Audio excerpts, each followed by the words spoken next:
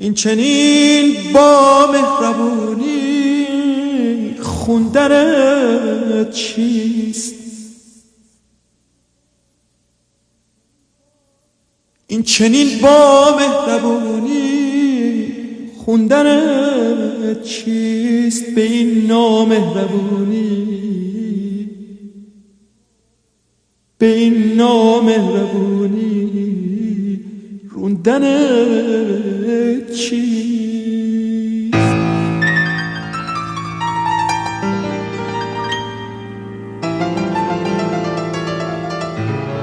میپرسم از دل دیوونه خود، میپرسم از دل دیوونه خود که ای بیچاره، که ای بیچاره عاشق موندنت چیست؟ جان عزیز من،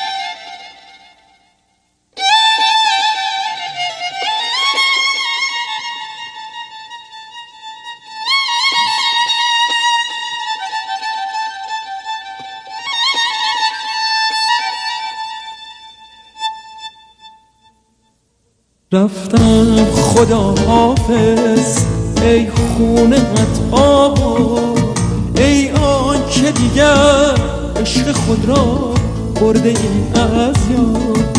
رفتم خدا حافظ ای عشق بیبون یاد، ای آن که دیگر هستیم را داده ای برباد.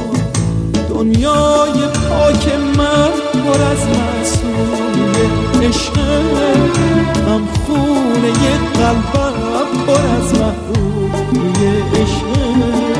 در مکتب ما عاشقیت فدا گشتن، او بودن و از ما و من دیگه رها گشتن.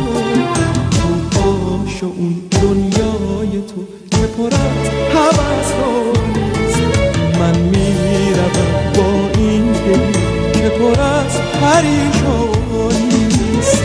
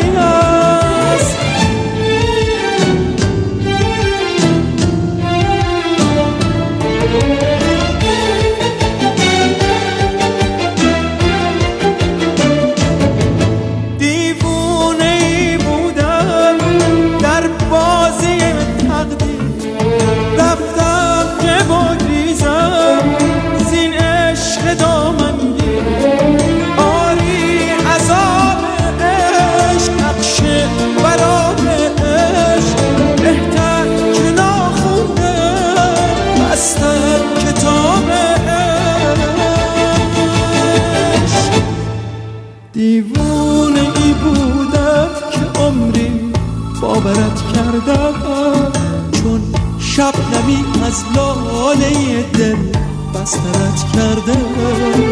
کاش اون دو چشم مهربون تو نمیدیدم، کاش از لب گرمت گل بوسه نمیچیدم.